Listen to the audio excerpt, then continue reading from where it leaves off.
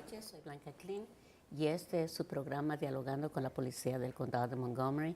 Esta noche está con nosotros Celia Rivas, coordinadora de inmigración de Caridades Católicas.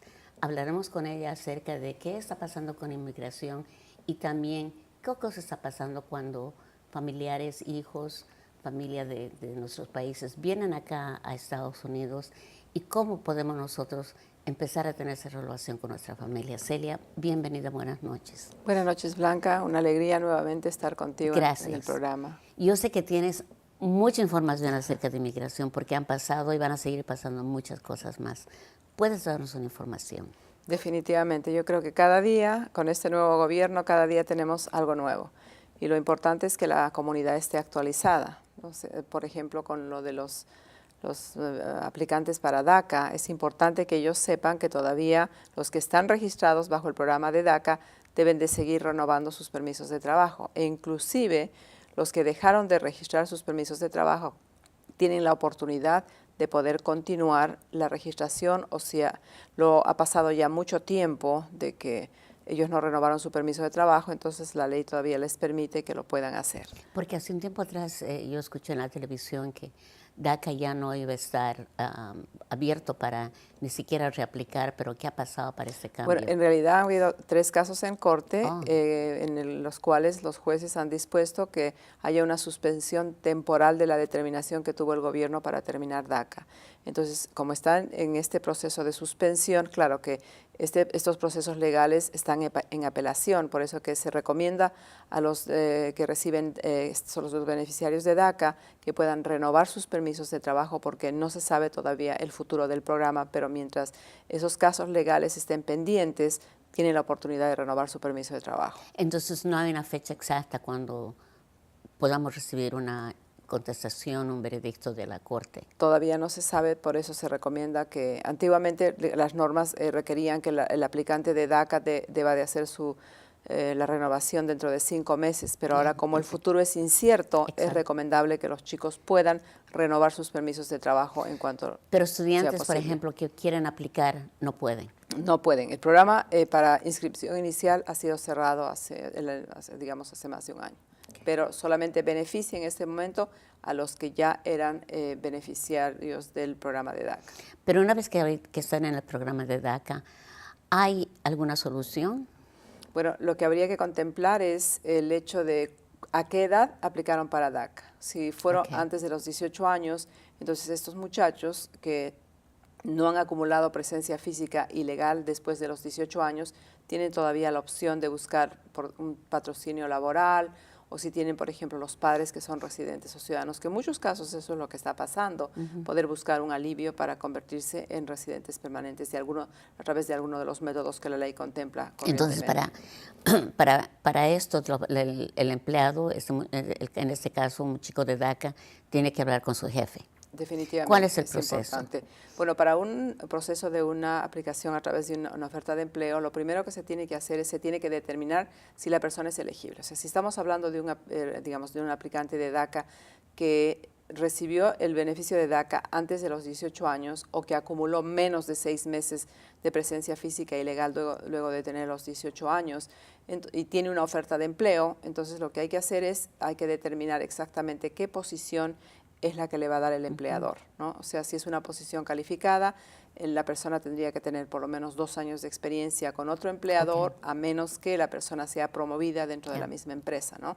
Ahora, no solamente tiene que ser hecho, las peticiones no solamente tienen que ser hechas por empleadores, también, digamos, un empleador en una casa privada también los puede patrocinar. Por ejemplo, si la persona es nanny o si la persona es inclusive, digamos, lo que se llama en inglés, ¿no? Un housekeeper, también es elegible. Una empleada de trabajo en la casa. Una empleada, claro, definitivamente es importante que los jóvenes sepan que no hay restricciones en cuanto a la oferta de empleo.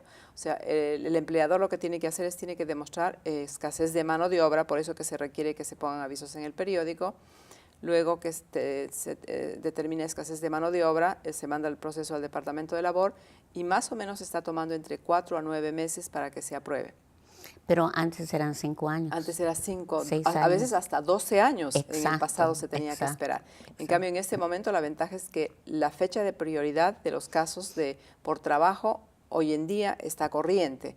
O sea, por ejemplo, si estamos hablando de más o menos entre 9 a 12 meses para tener la aprobación del caso por la parte del Departamento de Labor, la segunda fase, el empleador tendría que demostrar que tiene suficiente solvencia económica y el empleado tendría que demostrar que tiene la experiencia necesaria como para ocupar esa posición. El proceso está tomando entre 4 a 9 meses, pero la ventaja es que Inmigración ha creado un pago adicional que es más de $1,500, que cuando se hace ese pago, lo que llaman un premium fee, ¿no? Inmigración se compromete a poder aprobar ese caso en 2 semanas. Entonces, si estamos hablando de un muchacho de DACA que no acumuló presencia física ilegal después de los 18 años, una vez que se apruebe la segunda fase con Inmigración, se transfiere el caso al Centro Nacional de Visas y luego de unos 3, 4, 5 meses ya estaría la persona siendo citada para que reciba su residencia fuera del país. En su país. En su país, si la persona tuvo acumulación de presencia física ilegal. O sea, hay esperanza por los chicos. Definitivamente. Por eso que es importante que siempre busquen opciones de legalización permanente. Claro. No tienen que tener miedo, no tienen que tener pena. Eso es lo más importante. Es ahora o nunca. Claro, claro. ¿no? Y a veces uno, digamos, el error más grande de nuestras familias inmigrantes es el vivir, digamos, escuchando lo que las personas hablan en la calle, ¿no? Exacto. Y muchas veces las personas van frustrando sus posibilidades de legalización cuando en realidad muchos de ellos han podido ser legales hace muchísimo tiempo. O sea, los de DACA tienen una oportunidad importante, que no manejen embriagados, no se hagan arrestar, no cometan ninguna violación, porque, bueno, ninguna violación fuerte, si se pasan una luz manejando no hay problema, así que para tener todos sus papeles en regla. Definitivamente, porque lamentablemente, digamos, el programa de DACA, si bien es un beneficio, porque impide que se siga acumulando la presencia física ilegal y da el beneficio de tener un permiso de trabajo, pero si la persona, digamos, comete infracciones como cometer crímenes, o sea, ya sea crímenes mayores como delitos agravados o 3 crímenes menores, o lo que llaman, ¿no?, un delito menor significativo, y ahí está manejar bajo la influencia del alcohol, las ofensas sexuales, también, digamos, el allanamiento de domicilio, ¿no?, sin autorización, violencia doméstica y portar armas sin autorización. O sea, esas 5 causales hace y ha hecho que muchos recipientes de DACA puedan terminar en un proceso de deportación. O sea que tienen que saber bien lo que pasa con su historia para tomar una decisión. Lo importante, yo creo que en una época como esta y en cualquier época, es respetar la ley.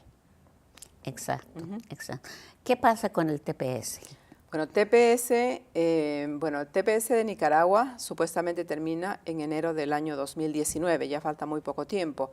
De Honduras en enero del año 2020, o sea, tienen más tiempo, y El Salvador en septiembre del año 2019. Bueno, acaba de haber un caso en corte donde el juez también ha fallado para suspender la decisión de terminar el programa de TPS para los beneficiarios de El Salvador, Nicaragua, Haití y Sudán. Todavía hay otro caso pendiente que va a cubrir a las personas de Honduras. Entonces, mientras exista esta suspensión temporal dada por un juez, entonces las personas van de la misma manera que pasa con DACA, van a poder renovar sus permisos de trabajo. Pero eso no quiere decir que sigan esperando, ¿no? O sea, las personas que tienen TPS y ven alguna posibilidad de legalización permanente, tienen que iniciar los casos lo más pronto posible. Claro, porque todo eso no es permanente. Claro, eso es verdad, ¿no? Y cada vez que nosotros renovamos un permiso de TPS y les decimos, pero esta es la última vez, ¿por qué es que ustedes han esperado 19 años o casi 20 años para las personas de Honduras? Entonces ellos lo que dicen es que nosotros pensamos que este programa iba a terminar en una residencia permanente, pero lamentablemente, digamos, los programas temporales nunca van a tener un final permanente a menos que el Congreso dé una ley especial. Exacto, exacto. Entonces, ¿qué consejo podrías dar a la comunidad? Yo creo que es importante que la comunidad pueda recibir, primero, una buena educación en el área de leyes migratorias. Segundo, que tiene que tomar decisiones, muchas veces drásticas, para que de esa manera puedan tomar, digamos, las oportunidades que les va a permitir una legalización permanente. Y en tercer lugar, lo importante es de que no vayan a recibir servicio legal migratorio en lugares equivocados. O sea, los notarios públicos, las agencias de viaje, los dollar stores, los preparadores de taxes, cualquier negocio no está autorizado para poder representar en casos de Claro, inmigración. porque es totalmente ilegal. Claro, entonces ustedes, digamos, cumplen un rol bastante importante para poder combatir las prácticas ilegales de inmigración. Entonces hay que tener mucho cuidado con quién hablar, dónde ir. Definitivamente, porque mucha gente se le engaña y digamos, viviendo lo que estamos viendo ahora, donde va a ser muy fácil que las personas puedan terminar en un proceso de deportación a consecuencia de un caso que esté negado, entonces es importante que las personas sepan ir a los lugares correctos para poder recibir servicio de inmigración. Tú tienes unos workshops los miércoles, si no me equivoco. Claro, si nos puedes dar esa precisamente. información Bueno, y tu teléfono. nosotros empezamos desde el año 98 las sesiones de información de inmigración en la oficina de Gettysburg. Lo hacemos todos los miércoles a las 12 del día y es precisamente, digamos, este plan educativo fue a petición del director distrital de la oficina de Baltimore, ¿no? Entonces, la introducción, digamos, al servicio de Caridades Católicas en la oficina de Gettysburg es a través de una sesión de información y lo hacemos con el propósito de que las personas estén bien informadas, en primer lugar, en segundo lugar puedan cumplir todo, o sea, aprender el proceso, ¿no? No hay mejor cosa que saber exactamente, digamos, lo que está pasando lo que y va planear. A pasar. Claro, eso es lo mejor, porque sabiendo sobre todo que muchas familias, por ejemplo, hoy en día no se pueden legalizar acá, que van a tener que salir del país, van a tener que tomar decisiones drásticas y mejor que sepan toda la trayectoria del proceso con anticipación. Y yo pienso también que es importante preguntar a su abogado o a ustedes exactamente dónde es el proceso, llamar, averiguar, no se queden sentados. Claro, definitivamente. Es importante poder dar seguimiento en todos los casos que ustedes tengan. Celia, muchísimas gracias por tu información. Ahora vamos a hablar, después de esta pausa, acerca de la reunificación de familias, porque muchas personas llegan a nuestros países y pues a veces nosotros hemos cambiado y ellos no saben quiénes somos. En unos momentos más volveremos con la siguiente edición. Gracias.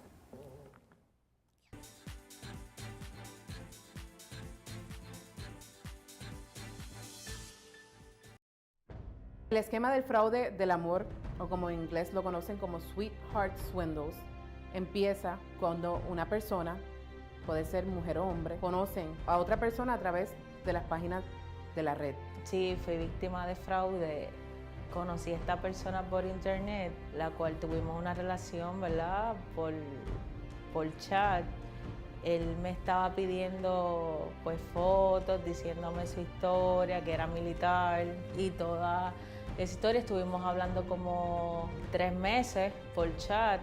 Siempre me estaba escribiendo, incluso me llamaba por teléfono. Después de 2 semanas fue que me pide un dinero que él me iba a enviar para yo enviárselo a su mamá que estaba enferma. Lo más difícil de este esquema para las víctimas e incluso para nosotros los investigadores es que el esquema es uno largo. Es un proceso donde la persona coge el tiempo para ganarse la confianza de su víctima. Pues me voy al banco con mi mamá y me siento con la gerente del banco y le notifico que me llegó un cheque, ¿verdad?, para que lo deposite, y ella ahí se da cuenta que el cheque es fraudulento. Conocí la misma investigadora del banco, me puso en contacto con otra víctima que tenía el mismo problema que el mío y la misma persona. De hecho, la misma historia, la misma foto, el mismo esquema de fraude. Aproximadamente por un mes estaba en comunicación constante y de posterior entonces es que plantea el hecho de que está sumamente preocupada porque su mamá se encuentra en Texas, que la van a operar de la cadera y que él está por allá y que no puede atender a su mamá y que él es hijo único. No requiere que yo retire mi dinero. Él va a enviar un cheque a través del correo general y lo va a hacer el envío para que yo deposite. Una vez se haga efectivo en mi cuenta, yo envío el dinero a través de MoneyGram. Yo me tengo que hacer responsable de pagar los $3,500. Pues se me fue el mundo al piso. Además de hacer la investigación y tratar de evitar la pérdida de dinero. En este caso específicamente, una de las víctimas se pudo evitar la pérdida, la otra no. Investigue, tenga dudas y refiéralo. No se quede con ese problema. El fraude no es nada para avergonzarse. El fraude es para actuar. Si una oferta parece demasiado buena para ser realidad, lo más probable es que sea fraude. Evite ser víctima. Mucho ojo al fraude.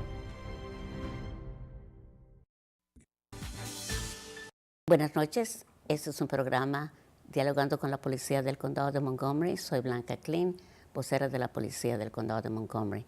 Esta noche tenemos a Celia Rivas, quien es una trabajadora de inmigración para Caridades Católicas con bastante experiencia.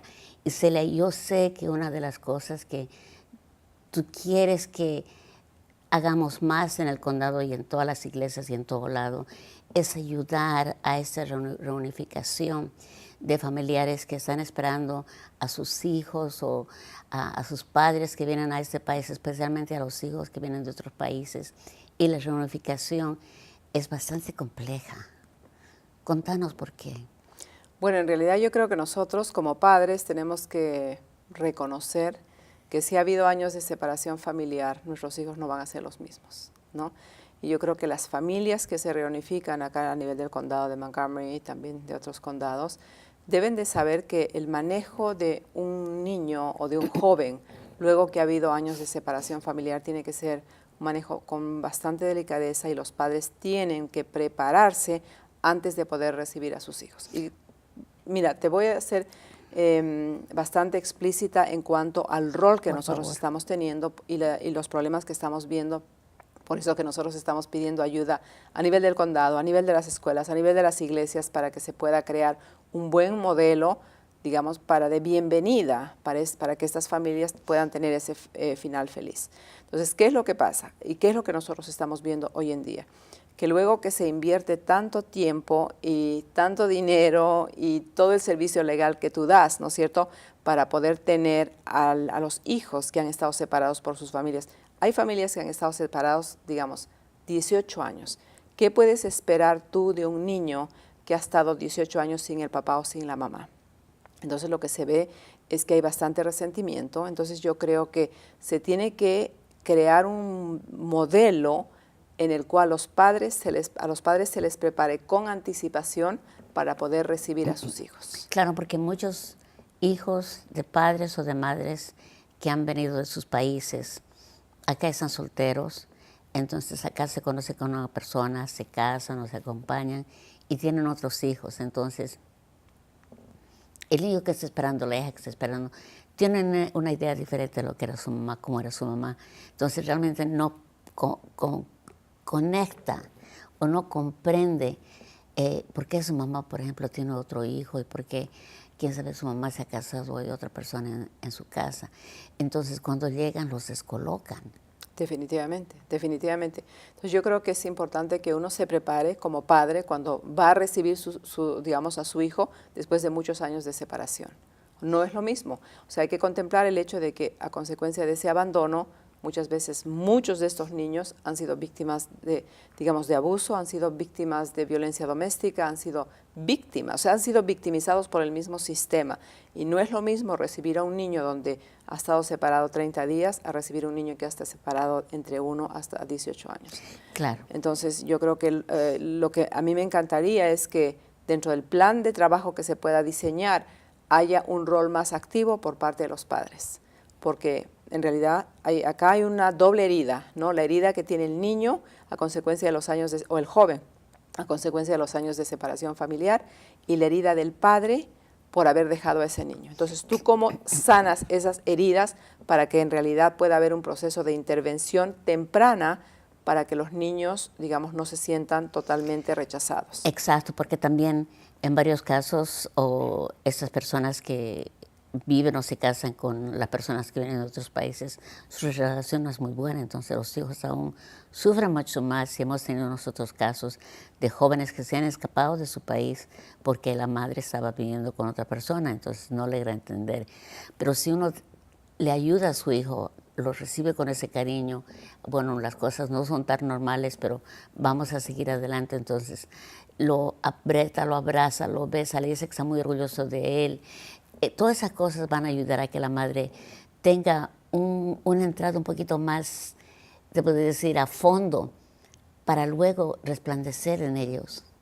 Definitivamente, porque yo creo, o sea, el amor de padre es un amor que no lo puedes comparar con nadie, pero ese amor tienes que demostrarlo.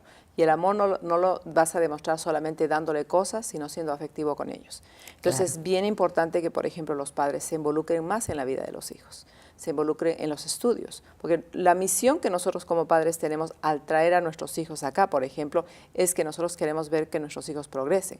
Pero ¿cómo estamos viendo que nuestros hijos progresen si nosotros somos indiferentes, por ejemplo, a los sueños que ellos puedan tener en las escuelas? O sea, nosotros tenemos que estar más involucrados como padres en la vida de los chicos para que de esa manera haya una meta y esa meta se pueda cumplir como familia. Claro, porque también, en cierta forma, yo cuando he ido a la escuela Bolivia, no sé si fue en tu país, en el Perú, a nosotros nos dejan ese día de primer clases.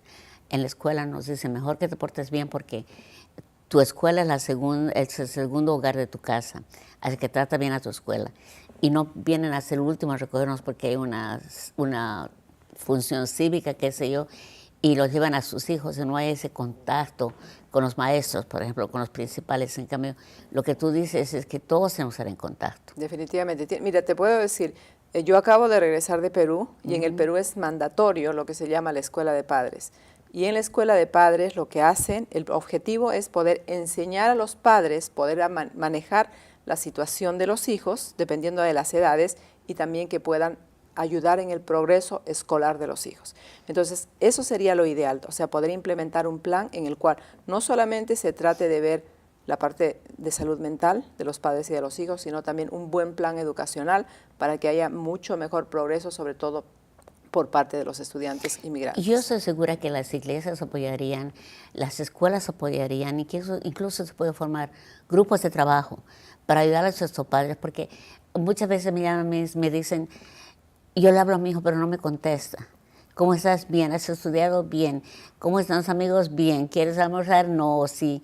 Pero esa es toda la conversación que tenemos con los padres. Entonces nuestros amigos, nuestros hijos se van a buscar una amistad sincera a este amigo que lo conoce, que está en la función con el ejército, está en la, ¿cómo se llama? Security de las Fuerzas Aéreas, la seguridad de las Fuerzas Aéreas, donde ayudan a teenagers a seguir adelante. Igualmente tenemos los exploradores de la policía del condado de Montgomery, que después de los 14 años pueden ser aceptados. Pero entonces es esa como psicología, es esa como manera de bienestar para decir, esos chicos están viniendo aquí, que saben, no me han visto a mí. Esa es una total adaptación para nosotros, porque no ha sido fácil adaptarlos al inglés de Estados Unidos. Definitivamente. ¿Ha sido fácil para ti, Celia? No, o sea, siempre es un reto. Pero los retos, la ventaja es que como comunidad inmigrante nosotros tenemos que aprender a vencer los retos. Exacto. Eso es lo más importante, ¿no? Es bien importante, porque entonces sí nos ayuda como si estuviéramos contra unas matas, que son árboles, nos ayuda poco a poco a despejar todo eso, y después el camino es ancho, pueden estudiar lo que quieren estudiar, porque aquí se les va a dar todas esas oportunidades a los estudiantes. No, definitivamente. Yo siempre lo que digo, ¿no? Yo aprecio la mente de los jóvenes, aprecio la mente de los niños, ¿no? O sea, porque son tantos talentos que se están desaprovechando si es que nosotros no les motivamos para que estos chicos puedan salir adelante. O sea, pero realmente los padres, las madres, los tíos, los que están los chicos bajo la tutela de ellos, son los que ellos tienen que levantarlos hacia adelante. Yo me acuerdo siempre de un refrán donde una persona decía, esas personas quieren ir a nadar a una piscina en vez de ir a un mar. O sea, a experimentar mucho más, porque la piscina es muy pequeña, nos vamos a aburrir ahí. Pero cuando vas al océano, vas al mar, tienes tantas oportunidades de ver ballenas, sin pescados, que eso, entonces tú dices, wow, qué belleza es eso. Entonces, eso tenemos que hacer, yo creo, ¿verdad? O sea, con nuestras familiares. Definitivamente, se tiene que cambiar la dinámica de trabajo para las familias que recién se reunifican, de tal manera que nosotros veamos progresar. O sea, no veamos simplemente que los chicos están dejando de estudiar en las escuelas y no sabemos el futuro y los riesgos que están enfrentando. ¿Y qué están pasando? ¿Por qué están portándose mal? Porque a veces los juzgamos a nuestros hijos y entonces es importante poco a poco tener la confianza de ellos, que nos hablen, porque si nosotros vamos a preguntarles a mis hijos, ¿cómo estás? Bien. ¿Qué has hecho en la escuela? Nada. ¿Quieres almorzar? Sí.